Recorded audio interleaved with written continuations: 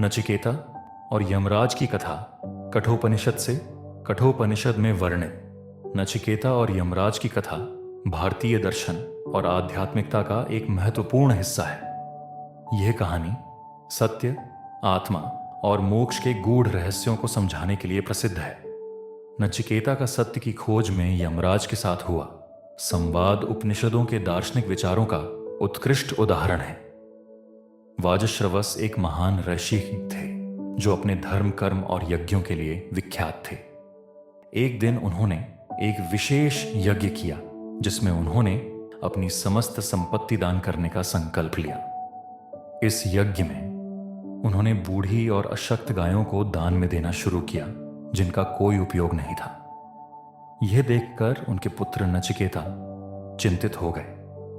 उन्होंने सोचा कि यह दान धर्म के अनुरूप नहीं है और इससे पिता को पुण्य नहीं मिलेगा। नचिकेता ने अपने पिता से विनम्रतापूर्वक पूछा, पिताजी, आप मुझे किसे दान करेंगे? यह प्रश्न उन्होंने कई बार दोहराया। वाजश्रवस, जो अपने यज्ञ में व्यस्त थे, क्रोधित हो गए और कह बैठे, तुझे मैं मृत्यु को दान करता हूं। यद्यपि यह शब्द क्रोधवश कहे गए थे, लेकिन नचिकेता ने इसे सत्य के रूप में स्वीकार किया। वह मृत्यु के देवता यमराज के पास जाने के लिए तैयार हो गए।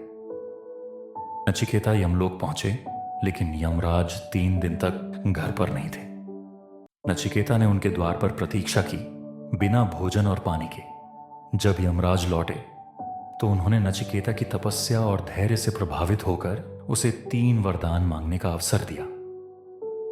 पहला वरदान, नचिकेता ने अपने पिता के कल्याण और उनके क्रोध को शांत करने का वरदान मांगा। यमराज ने यह वरदान तुरंत स्वीकार कर लिया और नचिकेता के पिता को शांति प्रदान की। दूसरा वरदान, नचिकेता ने यमराज से अग्नि विद्या, यज्ञ की प्रक्रिया का ज्ञान मांगा जिससे मनुष्य स्वर्ग की प्राप्ति कर सके। यमराज ने उन्हें यह ज्ञान दिया और इसे नचिकेता अग्नि के नाम से प्रसिद्ध किया।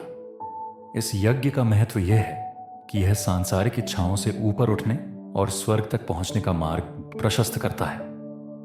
यमराज ने नचिकेता को इस यज्ञ की विधि और उसके फल की विस्तृत जानकारी दी। तीसरा वरदान, नचिकेता ने आत्मा और मृत्यु के रहस्य को जानने की इच्छा प्रकट की। उन्होंने पूछा, मृत्यु के बाद आत्मा का क्या होता है? क्या आत्मा अमर है या नष्ट हो जाती है? यमराज इस गूढ़ प्रश्न का उत्तर देने से पहले नचिकेता की परीक्षा लेना चाहते थे।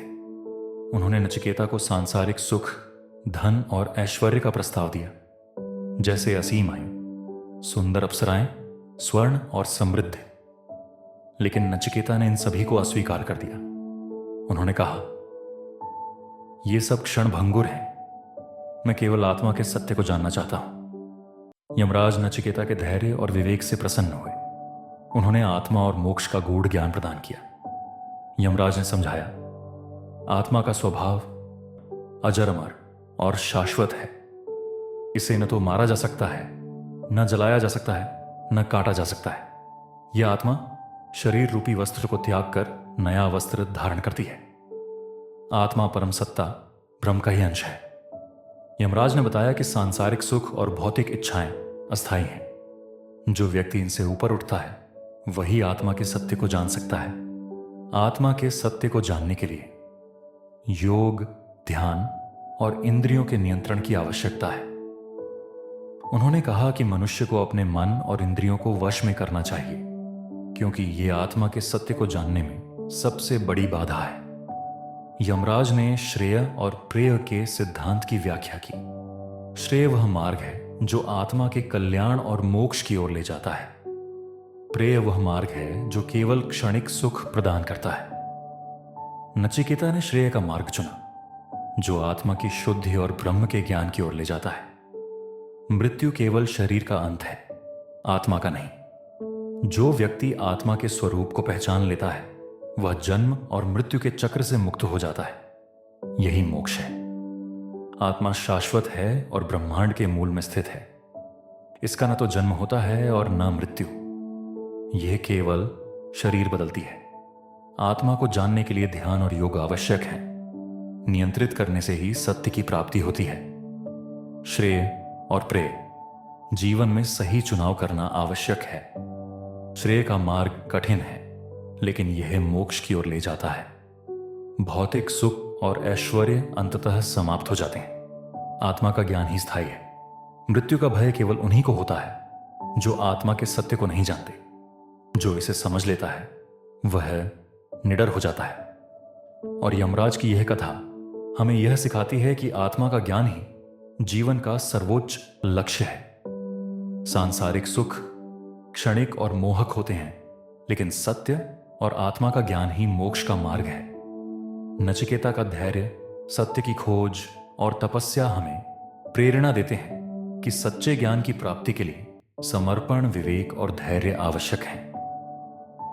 कठोपनिषद की यह कथा भारतीय दर्शन और आध्यात्मिकता के गूढ़ रहस्यों को सरल और रोचक रूप में प्रस्तुत करती है।